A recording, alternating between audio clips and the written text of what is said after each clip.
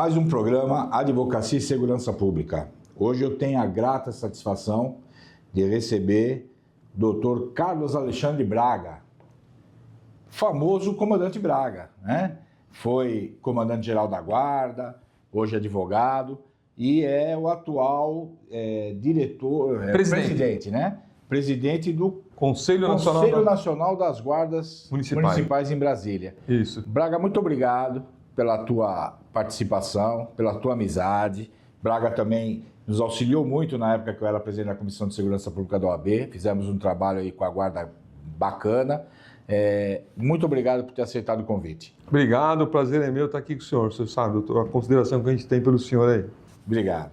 Braga, 38 anos de guarda, é isso? 38 anos. Por que você escolheu ser guarda?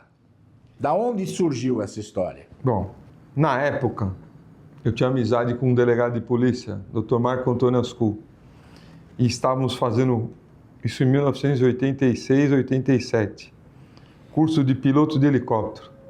E ele falou para mim, por que você não entra na Guarda Civil que está iniciando? E eu entrei fiquei. Que bacana. Gostei, fiquei e até hoje, mesmo aposentado, estamos trabalhando pelas guardas. Que bacana. Você tem atuado bastante em Brasília, a gente vê pela internet, acompanha o noticiário.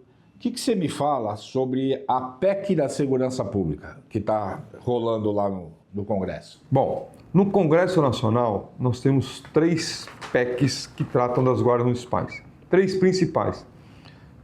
A 57, a 37 e a 18. A 18 é a PEC do governo, que é a PEC da Segurança Pública, em que no texto inicial não constava as guardas municipais. Nós pedimos uma reunião, falamos com o ministro, pedimos a inclusão e veio logo em seguida a decisão do STF no tema 656, que pacificou definitivamente o policiamento ostensivo para as guardas municipais. E daí o Ministério da Justiça incluiu na PEC 18 exatamente a tese do STF na PEC acrescentando. Então, a discussão principal lá é a PEC 18, mas que ainda falta medidas que estamos trabalhando para conseguir emendas, que é a nomenclatura Polícia Municipal e a isonomia previdenciária, que é a aposentadoria para os guardas municipais, igual às outras forças de segurança. Legal, bacana.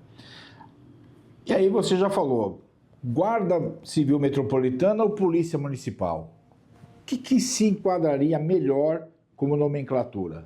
Então, as guardas municipais, elas já têm esse nome tradicional, que é a primeira polícia do país, chamava-se Guarda Municipal Permanente. Mas hoje ela precisa da nomenclatura Polícia Municipal, porque ela vai estar no rol da segurança pública, e para que a população tenha um reconhecimento melhor sobre a atividade da guarda, como Polícia Municipal. Então é necessário essa nomenclatura Polícia Municipal, que até algumas cidades já usam, nós tentamos usar aqui em São Paulo, e por uma questão muito importante, que polícia, o termo polícia não é exclusivo de ninguém, ele é da população, é do povo, e por isso tem que ter o nome Polícia Municipal. E outra coisa, né, Braga, o trabalho feito pela Guarda, desde que a Guarda existe, né? Eu me lembro quando foi criada a Guarda Municipal aqui em São Paulo, pelo Jânio Quadros, eu era do comissariado de menores naquela época e nós chegamos a fazer vários trabalhos já naquela época com a Guarda Municipal. A Guarda Municipal faz um trabalho muito parecido com o trabalho que a Polícia Militar faz, né? Faz um patrulhamento ostensivo, faz a preservação do próprio público de uma maneira geral, né? Parques, praças. Às vezes as pessoas falam, mas a guarda não pode, ela só pode tomar conta do patrimônio público, ela não pode patrulhar na rua. A rua não é o patrimônio público? Exatamente. E aí, doutor, essa narrativa depreciativa que fizeram ao longo dos anos das guardas, completamente equivocada, porque ela não encontra respaldo jurídico. Porque não existe dizendo em nenhum lugar que a guarda é para cuidar do patrimônio. Ela é para cuidar dos bens, serviços e instalações do município, conforme dispuser a lei, que é a Lei 13.022 de 2014. E esses bens, serviços e instalações, essa definição está no Código Civil. E a rua ela é um bem público municipal de uso comum. Então, a competência da guarda é cuidar, não tem? E fazer nela policiamento ostensivo. Exatamente. Mas aqui no Brasil acontecem umas coisas meio estranhas, né? Infelizmente. Você fez curso na SWAT, pelo que eu sei. Alguns, né? Aí eu lhe pergunto, abordagem policial por fundada suspeita. O que você me diz disso? Que tem pessoa que diz que é contra, não pode, tem que ter isso, tem que ter aquilo. Eu, pela minha experiência de vida no meio policial, eu acho que você tirar a abordagem por fundada suspeita, você acabou com o patrulhamento ostensivo, na minha opinião. O que você me conta? Bom, essa fundada suspeita é a previsão que existe no Código de Processo Penal para a abordagem policial, seja ela de qualquer força de segurança. E ela é imprescindível para o exercício do policiamento. Sim. Um policial está patrulhando, ele teve uma fundada, o nome já diz, fundada suspeita. Se ele teve uma fundada suspeita de aquela pessoa está cometendo ou na iminência ou já cometeu um crime, ele vai fazer a abordagem para verificar se concretiza a sua fundada suspeita ou não. Então ela tem que existir. E das guardas municipais também foi discutido essa questão da abordagem, se pode ou não pode fazer. E também o Supremo Tribunal Federal já pacificou, dizendo que pode sim. Vou até dizer aqui, eu até separei aqui, na reclamação constitucional 62455, foi definido que pode sim. Foi julgado procedente e o que disse aqui é a decisão. Assentar a licitude da prova obtida mediante busca pessoal realizada pela Guarda Municipal, bem como das provas derivadas desta abordagem.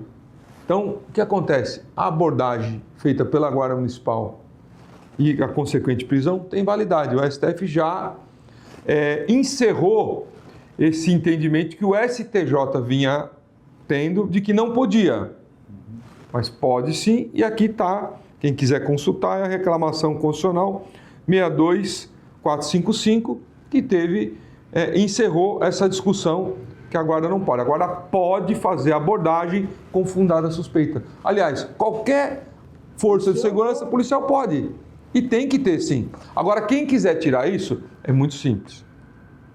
Tira e dá um mecanismo novo, ou então vem fazer segurança pública. Pela tua experiência, dá um exemplo para o pessoal que está assistindo de uma abordagem onde você usa a fundada suspeita e concretiza que realmente a fundada suspeita o policial tinha razão. Bom, eu vou falar uma básica. O pessoal está patrulhando aqui, por exemplo, numa rua do lado aqui, na Major Sertório. Daí, a viatura avista 2 pessoas andando na rua. Uma delas, ao verificar a viatura, ela põe a mão na cintura como se estivesse arrumando uma arma para escondê-la. O policial não viu a arma, mas aquela movimentação gerou ali uma fundada suspeita de que ele pode estar armado ou com outro ilícito. E daí o policial faz a abordagem e constata que ele está armado indevidamente. É isso que acontece. Eu até dou um exemplo que eu tive no passado, muitos anos atrás. Eu estou patrulhando ali na Zona Norte, na freguesia do Ó, perto ali do cemitério ali que tem, e passaram 4 pessoas de frente para a viatura e cumprimentou a viatura. Oi, tudo bem aí, policial? Eu achei estranho aquilo. Olhei e tive a fundada suspeita. Fizemos a abordagem, 2 estavam armados. Foram presos por porte ilegal de arma. Então é isso que é a fundada suspeita. E se a fundada suspeita não for confirmada, vai ser feita a revista, identificado e liberada a pessoa imediatamente. É só isso.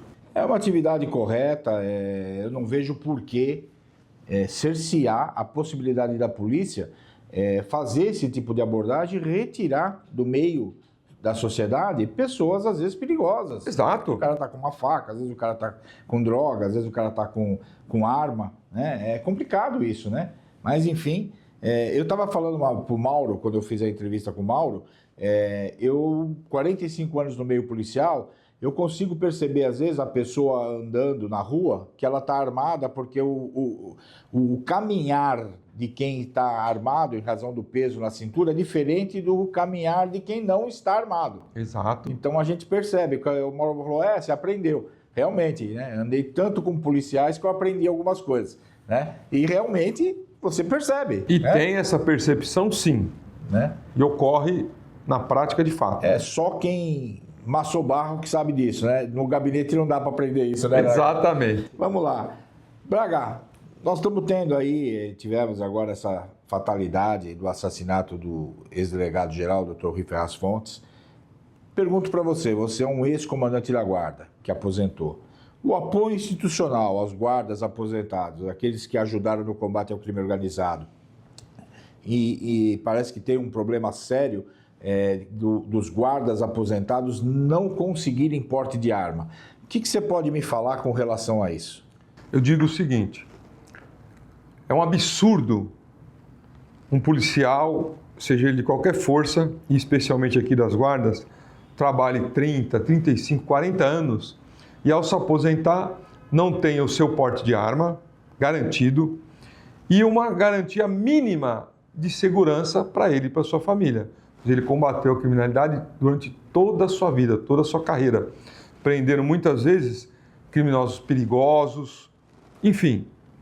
E o guarda não tem o porte de arma, estamos trabalhando para isso há tempos. Eu, por exemplo, eu não tenho porte de arma institucional, eu só tenho por força de uma decisão judicial que eu busquei para garantir o meu porte. Senão eu, depois de 38 anos, ter me aposentado como comandante-geral, não poderia andar armado. Que é um absurdo. É um absurdo. Então, o policial tem que ter essa garantia, tem que ter esse direito. E veja, vamos analisar. Uma testemunha sob proteção não tem direito a uma segurança? Tem. Um policial teria que estar no mesmo patamar. Se ele está com risco da vida, ele em atividade ou aposentado, teria que ter uma proteção. Porque senão, se não garantir o mínimo para um policial, vai ficar muito difícil ele trabalhar. Eu penso o seguinte, já falei isso várias vezes, essas dificuldades de porte existem para policial militar aposentado, existe para policial civil aposentado, é complicado essa situação. Muitas vezes o policial trabalha a vida inteira, o salário não é bom, todo mundo sabe disso. Aí ele aposenta, ele tem que entregar a funcional e a arma. E às vezes ele não tem arma particular. Não tem. E aí ele não tem dinheiro, em razão do pouco que ele ganha, ele não tem dinheiro para comprar uma arma. Então eu sempre defendi a seguinte tese. Eu acho que você, que nem no seu caso, 38 anos como servidor, como guarda municipal, você deveria na aposentadoria, penso eu, isso para todas as carreiras policiais, você deveria aposentar, ganhar uma arma do Estado, quando eu digo Estado no sentido lato sensu, né? No seu caso seria o município de São Paulo, e um porte vitalício. Eu acho que isso deveria ser inerente à aposentadoria. Você já deveria receber na aposentadoria uma arma, né? Que o Estado lhe doaria essa arma, e ela passaria a ser sua, de propriedade do policial, dada pelo Estado, como nos Estados Unidos é comum, quando o funcionário aposenta, ganha um relógio, ganha uma placa, né? Eu acho que aqui, em razão da criminalidade ser alta, o policial ganhar uma arma ou ficar com a arma dele, que ele está acostumado com ela, ele aposenta e dá a baixa da arma, a arma fica para ele, e ter um porte vitalício dado pelo Estado para que ele possa se defender, porque senão como é que fica? Né? Até fiz uma brincadeira uma vez, eu falei para os deputados, deputado, tá parecendo quando a gente era criança, né? Esse é café com leite, né? No pega-pega. Esse é café com leite. Pequenininho, esse é café com leite. Então, quando a polícia aposenta, tem que chegar para os ladrões e falar, agora ele é café com leite. Então, eu acho que o Estado brasileiro está de brincadeira, né? Isso é uma coisa muito séria, porque coloca em risco a vida do policial e do familiar do policial. Né? Eu não tenho dúvida, e vou até que dar uma sugestão para deputados aqui estaduais de São Paulo e vereadores, que apresentem um projeto de lei nesse sentido aqui que o doutor Adi está falando. Tanto o guarda como o policial com aposentar, eu não vou falar nem de receber a arma gratuita, mas que ela seja dada a opção para ele adquirir aquela arma num preço de custo ao aposentar, ele ficar com aquela arma, para ele ter a possibilidade de se defender, continuar se defendendo, ele e a família dele. É verdade. Policiamento ostensivo, você já falou, tema 656. É imprescindível, né? Porque o que acontece? Todo mundo fala, mas parece que o Congresso não escuta. O cidadão mora no município, né? O primeiro contato que o cidadão tem é com a Guarda Municipal. Dúvida. Né? Não é com a Polícia Federal, né? Então, eu penso que tem que realmente isso ser pacificado, a guarda está lá certinha no 144 da Constituição e poder fazer a atividade de polícia sem restrição, né? O que você me fala? Bom, o Supremo Tribunal Federal pacificou neste ano, através do tema 656, repercussão geral e vinculante, inclusive editou uma cartilha oficial sobre esse tema, dizendo que as guardas municipais têm a permissão para fazer o que elas fizeram a vida inteira, que é policiamento ostensivo, e incluíram o controle externo do Ministério Público. Mas o policiamento ostensivo, elas sempre fizeram. O que é o policiamento ostensivo? Uniformizado, com a viatura identificada na rua. Sim. Sempre fez, só que agora está pacificado também, inclusive o termo policiamento ostensivo, e que não é exclusivo de ninguém, porque todo mundo que está com uma viatura caracterizada e uniformizado está fazendo policiamento ostensivo. E a Guarda Municipal agora, de forma pacificada pelo STF, continua fazendo o que ela sempre fez, mas de forma agora com segurança jurídica. A importância disso na segurança pública, a Guarda poder fazer esse tipo de política de segurança pública preventiva. O que acontece, senhor? No Brasil, nós temos quase 6 mil municípios, de todos os tamanhos, pequeno, médio, grande. E a Guarda Municipal, ela é o primeiro contato, porque, como o senhor disse, é no município que todos moram, ninguém mora no estado, porque o estado ele é geográfico, ele é fictício. Sim. Nós moramos em um município, temos acesso a um município. E a guarda é a força do município, nós temos a força municipal, a força estadual e a força federal. E a PEC 18 ela vai até melhorar esse conceito. Então, a Guarda Municipal é aquela força que está no município. Às vezes, onde o Estado membro não consegue chegar com o efetivo necessário naquele município, o município chega com a sua Guarda Municipal. E aqui em São Paulo, inclusive, é o inverso, porque o município banca para a Polícia Estadual fazer atividade delegada para ajudar na segurança pública. O que deve ter uma cooperação, uma integração de todos. Mas no município, a Guarda Municipal, ela é uma realidade já há muitos anos, ela é irreversível e é imprescindível. Na capital é um pouco diferente, mas eu percebo que no interior do estado de São Paulo, vários municípios, o efetivo da guarda é muito maior que o da Polícia Militar e o trabalho de policiamento ostensivo, o combate à criminalidade, a quantidade de ocorrências apresentadas, de flagrantes, é gritante que a guarda atua muito mais do que a Polícia Militar. O que você me fala pela tua experiência? Aí você pode falar até por ser presidente nacional do Conselho Nacional das Guardas no restante do país. Olha, isso é uma realidade irreversível. Por quê? Os efetivos das polícias estaduais, a última pesquisa fala isso, nos últimos 10 anos vem reduzindo, reduziu 8%. E o das guardas aumentou mais de 20%. Então, o que acontece? Em vários municípios, não consegue se aumentar o efetivo da força estadual, que é a Polícia Militar. E então, o município entra com a sua guarda municipal e, em muitos casos, na maioria deles, com o dobro de efetivo, o triplo, para atender o cidadão. Então, a gente tem que parar de querer criar obstáculos e monopólio, porque quem quer ser atendido é o cidadão. Então, se tiver em uma cidade 50 guardas e 10 PM, são 60. O interesse comum tem que prevalecer. Exatamente, é o interesse comum. E quando tiver o inverso também, que tiver 50 PM e 10 guardas, não é 50 e 10, são 60. Sim. É essa que tem que ser a concepção.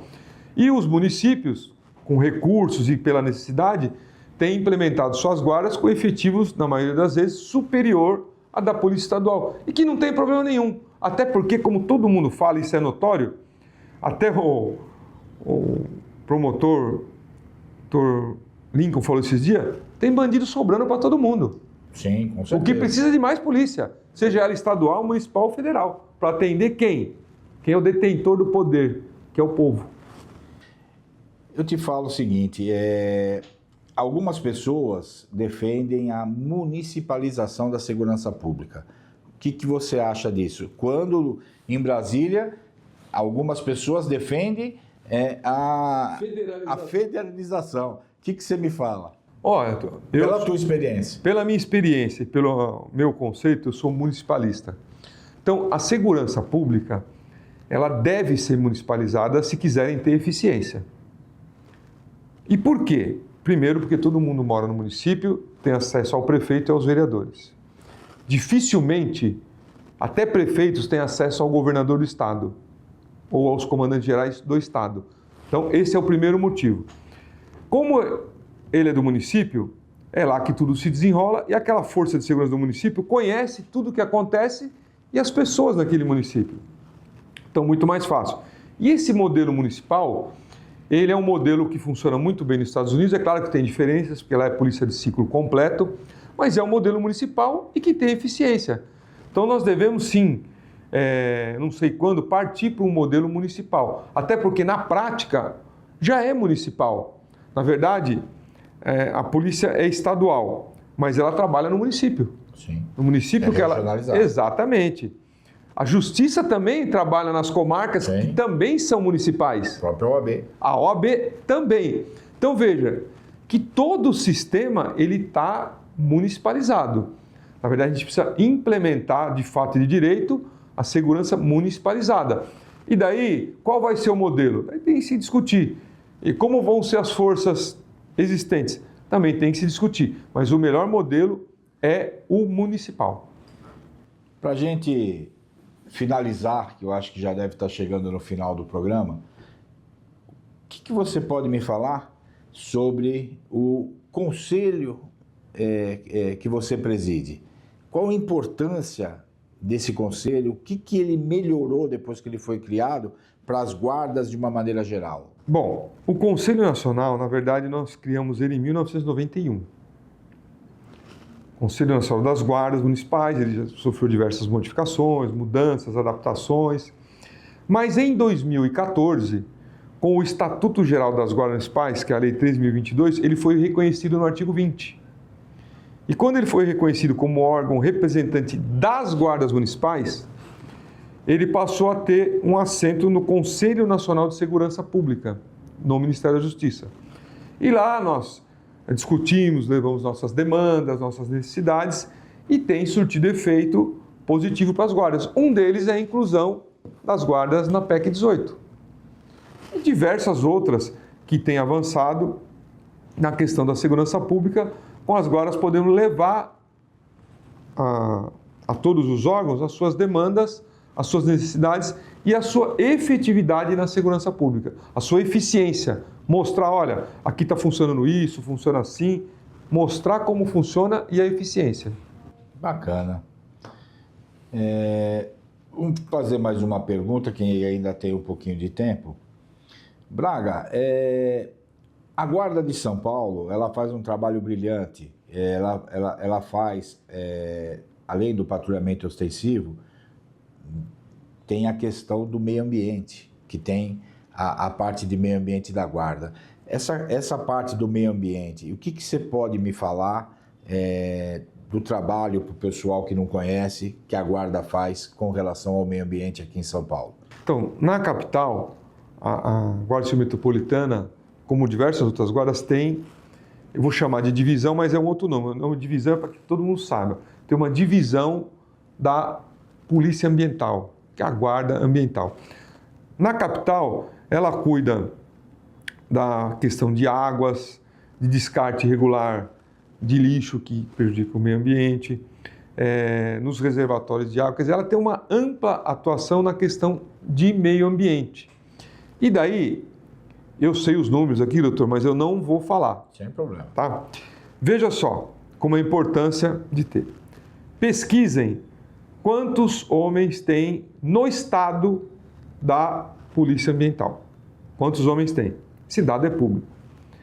E quantos homens tem somente na capital de São Paulo, da Guarda Civil Metropolitana, cuidando Do meio ambiente. do meio ambiente. Então vocês aí vão ter uma noção da grandeza do que é ter uma guarda também com divisão ambiental, que é o caso da Guarda Civil Metropolitana e diversas outras guardas. Em Jundiaí, por exemplo, quem cuida da Serra do Japi? É a Guarda Municipal de Jundiaí, através da sua divisão ambiental, que ali é um lugar gigantesco. Então, veja, é muito importante, mas aí volta aquela questão número 1, a questão municipal, que é no município que você consegue resolver a maior parte dos problemas, inclusive de segurança pública. Por quê? A educação já é municipalizada, a saúde já é municipalizada, só falta a segurança, que na prática já é. Só falta a legislação vir e falar como funcionar a parte municipalizada. E funciona muito bem. A educação já tem a parte municipal, estadual, a saúde também, e tudo funciona. Uma melhor interação das forças, de uma maneira geral, Guarda Municipal, Polícia Civil, Polícia Militar, Polícia Federal, próprio Ministério Público, a sociedade como um todo, para ajudar nesse combate que a gente vê dificultoso com relação ao crime organizado. O que você me fala da tua experiência do quanto é bom ter essa interação? Bom, que é difícil. É difícil, a interação é imprescindível. Agora, a questão do município é o seguinte, que tem essa interação. Nenhum criminoso começa grande. Nenhum criminoso, nenhuma facção, começa traficando 1 tonelada. Ele começa pequeno. E se no município esse combate inicial estiver funcionando, lá no final vai chegar muito pouco. E o que acontece? Não deixa crescer. O crime não pode deixar crescer, criar raiz e muito. Você tem que podar ele no início.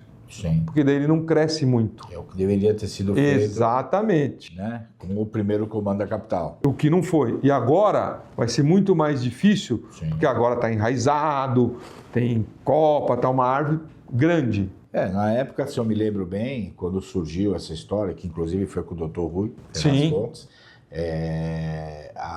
os órgãos públicos, a maioria deles, principalmente os de Estado, né, o secretário de Segurança, o pessoal do Ministério Público, dizia que eles não existiam, que isso era uma ficção, né? E veja no que deu, né? Isso. E agora está aí que vamos ter que tomar providências para resolver isso. Verdade. Braga, muito obrigado por você ter vindo. Eu vou passar a palavra para você fazer as suas considerações finais e depois eu faço o encerramento. A palavra é sua. Bom, doutor Arles, eu agradeço a oportunidade de estar aqui, a gente falando de segurança, advocacia, enfim, que está tudo interligado. Tudo faz parte da segurança. E eu termino dizendo o seguinte, a questão da Guarda Municipal, ela não vai ser a futura Polícia Municipal. Por quê? Ela já é a Polícia Municipal do passado, do presente e do futuro. Ela já é a Polícia Municipal, independente do nome que tenha. Ela já faz a Polícia Municipal, sempre fez no passado e continuará fazendo no futuro. Então, eu agradeço e as guardas municipais de todo o país estão à disposição da população para atender melhor através das suas polícias municipais. Obrigado. Eu quero aqui deixar o meu agradecimento à Nação Azul Marinho, né? Como é que vocês falam? Todas as guardas por tudo que vocês fazem pela população, pela defesa do cidadão, a proteção do cidadão, e deixar também um registro de uma pessoa que eu acho que fez muito pelas guardas, que é o deputado Arnaldo Faria de Sá, né? É um amigo que faleceu já há alguns anos, mas faz uma falta danada, ele ajudava muito, foi meu consultor também lá na Comissão de Segurança da UAB, e ajudava muito nessa questão da guarda, nessa questão da segurança pública, um grande deputado. Então fica aqui a minha homenagem à Nação Azul Marinho, ao doutor Arnaldo Faria de Sá, e até o próximo programa. Muito obrigado.